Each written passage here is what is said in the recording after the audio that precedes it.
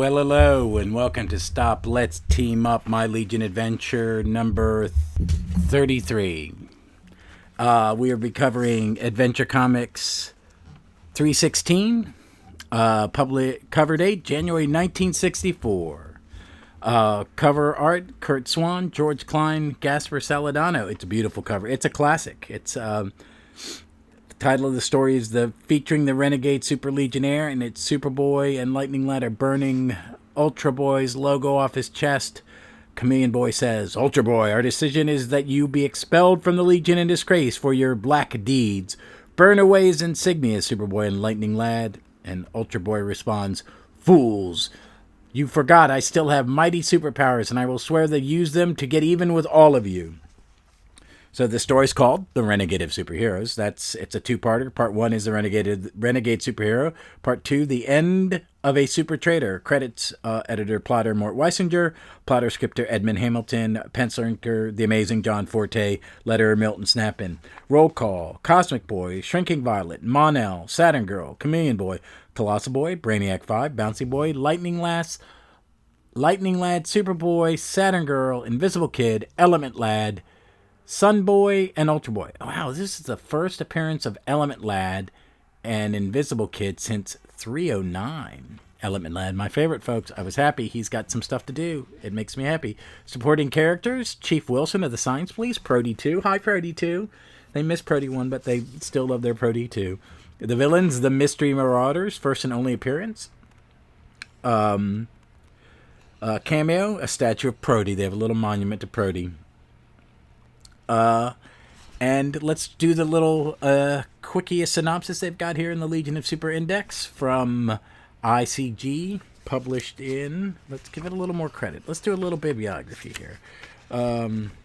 Published in January 1987 by the Independent Comics Group. Maury Ward, who started these. I've got a couple of the Marvel ones they did. And I bid on a Doom Patrol 1 and 2, and I didn't get it. I will try again someday, because I'd like to have that one, because I have started a read of the Silver Age Doom Patrol, and I do want to cover it at some point.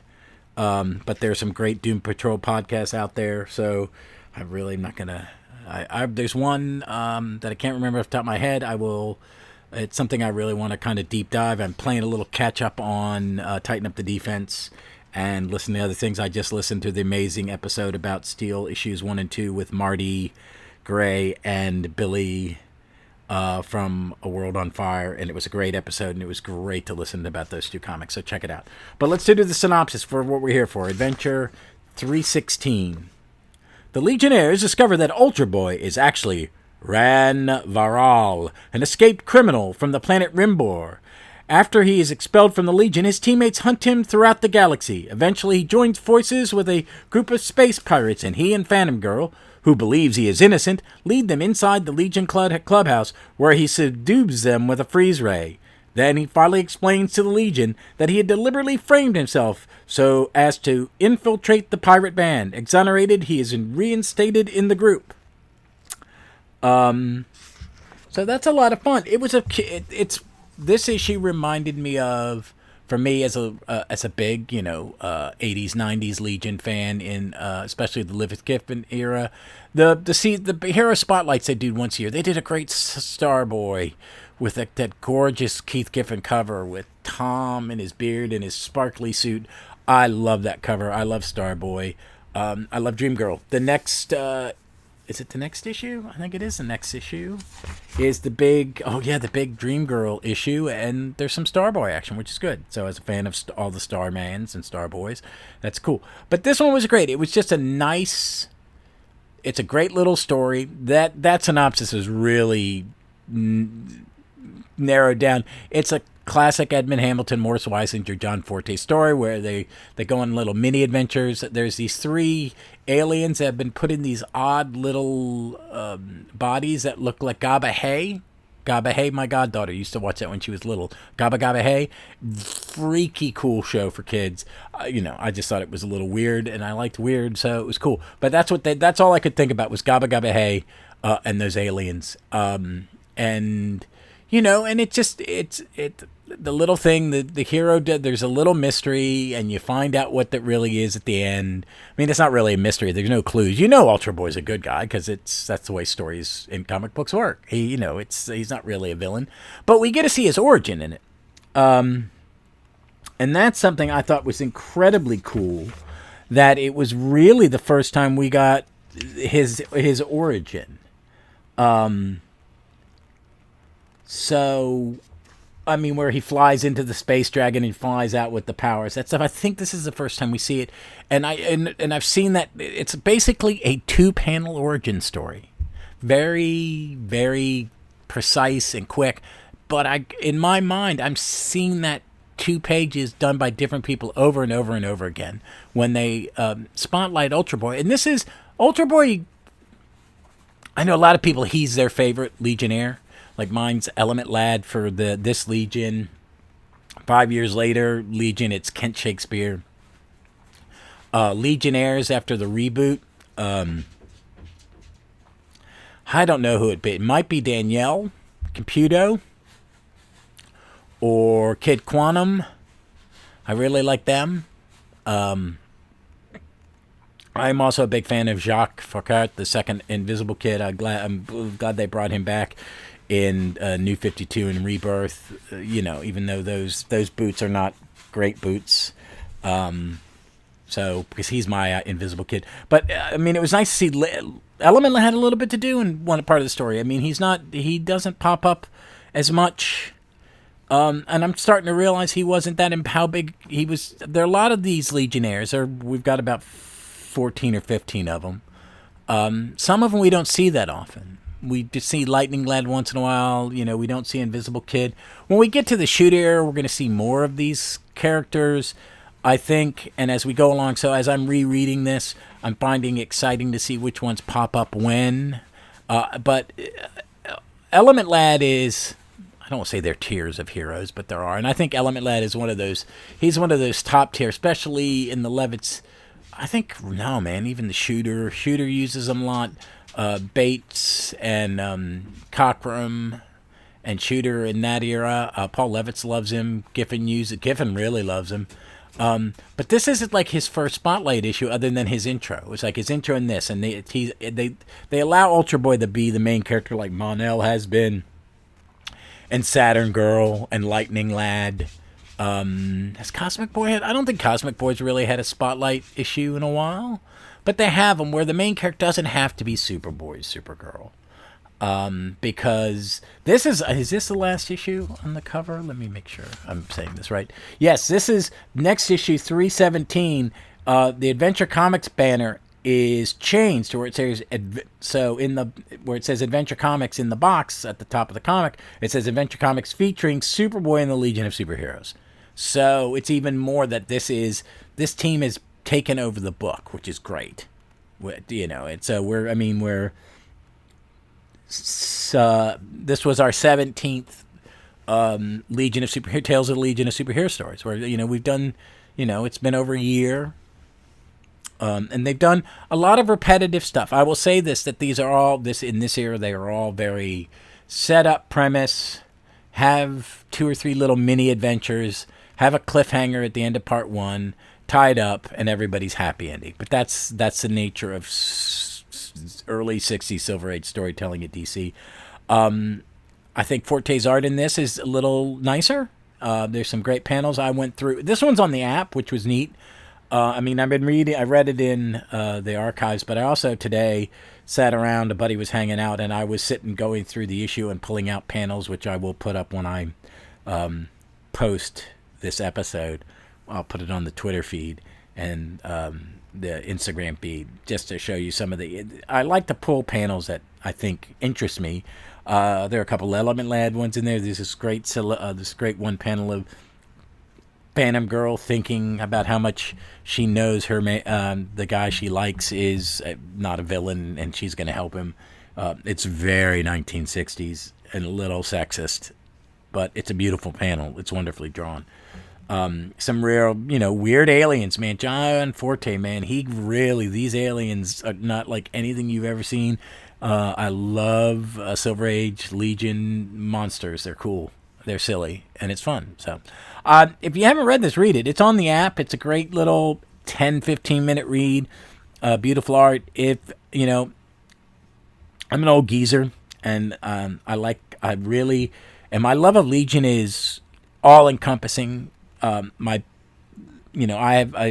really love this here. When we get to the shooters, Kurt Swan stuff, those are some incredibly good comics, and I will probably wax poetic about them. And I think there's a little more to talk about. I don't know. Some of these comics, I'm doing these one at a time. That's why I've asked, should I do more than one at a time? But I think the 10 or 15 minute episode is a good format, and I hope you're liking it. I'd love to hear some feedback. And if you feel like it, give us a rating on your pod listening feed of sorts. I'd really appreciate it. Go to the YouTube channel, press like, subscribe. I'd really like to grow the audience, not just for ego. Not just for ego. There's a little ego involved. I'm not gonna lie. I want people to enjoy the show and attract new listeners, and I want to hear what people think of Silver Age Legion. I've not been uber critical because I don't think there's anything to be uber critical about. These are stories that represent the way stories were told at the time. They never ever get. I've not noticed, and I've not seen anything that nowadays would be inappropriate or in bad taste, because mores have changed since 1964. I mean, it's almost 60 years ago. And, tastes and styles have changed. These are just very simple comics for kids still. They're a little silly. They're a little quaint. They're a little out of date in some ways, I think, for the modern reader. And when I read or absorb art, and comics are art, I have to think about when it was made and by who it was made and what their intent when they were making it. What were they attempting to do? They were attempting to tell simple tales to entertain kids. And can they be entertaining for a 58-year-old man? Yeah. Can they be entertaining for someone in their 30s or 40s who are who are more Legion, like reboot or 3-boot era Legion? Yeah. Because I think you get a sense of history. You get to see, like, Ultra Boy's very different now than he was here, but you see the bare bones of him are here. And this one it's a really good example of an Ultra Boy story, more so even than his first one. Because we get more of an origin, and we learn more about the rules of his powers, that he can only use one at a time and stuff like that. So it's incredibly interesting to me. So this is a good issue, too, if you want to kind of look at how they kind of designed characters and how the character of Ultra Boy that you read now or you read in the Levitz era or the reboot and the 3-boot, you get to see where he's being fleshed out by Edmund Hamilton and Mort Weisinger. And they're giving him a little more depth and a bit of his own personality. And the one thing, I've said this before, and I'll say it even more so with Kurt Swan, is that John Forte's art makes that this is a big cast. And then you add you got the 15 or 16 Legionnaires, you got the substitute heroes. They all look unique. They all take time. That Saturn Girl looks like Saturn Girl. It's not the same face on every girl. I mean, there were some comic artists in the 80s who could not draw a women's face, and they were almost identical on some artists, and it's because faces are hard. From what I read interviews with some of them, and its faces were hard to them. So, but here it is. So they stick to it. They create a character model and they stick to it, and it is passed down from artist to artist to artist. And Forte begins it, and then Swan fine tunes it. And then there's some artists in between that really don't stick to it. They change it a bit. And every artist adds a little bit to it, but this is really the birth of a more fleshed out Ultra Boy, and I think you'll like it. So check it out, please. That's it for this week on Legionnaire. I hope you're enjoying this. Please, please, please. I'd love to get some feedback. Give me ideas of other things to cover on Saturdays. I'm hopefully recording with Jimbo on soon. and we're going to talk origins of superheroes. I've lined up, hopefully in a couple weeks, you'll be hearing me talk with a guest about the Secret Six from Villains United. I'm a big fan of the Gail Simone Secret Six. I would put it on par with Ostrander's Suicide Squad, and that's high praise for me because I love that book. I'd like to cover some Ostrander. I'm hopefully going to be covering the Thunderbolts, not just because of the movie, but because a theater friend of mine is a Thunderbolts fan. And after reading that first Fabian Nietzsche's arc that I did for the New Warriors episode this weekend, I want to read more Fabian. Love, love, love Fabian. So, but folks, next week we will be covering Adventure 317. The Menace of Dream Girl. This is an important comic. I consider this a really important comic to the mythos because it involves Dream Girl and Starboy, who I'm wearing my Starboy t-shirt right now. It's a purple t-shirt with a white star. Got it off of Redbubble. Yay. And it starts to introduce some other mythos that will become very important. He gets name dropped, but you'll find that out next week. So until next week, in our next My Legion adventure, check out Thursday's Defender. It'll be the next part of it's an event issue of the Avengers again, and it is part of the Avengers Defenders War. Yay. So that'll be fun. And this weekend, I don't know what this weekend's going to be. It's going to be a kind of spur of the moment.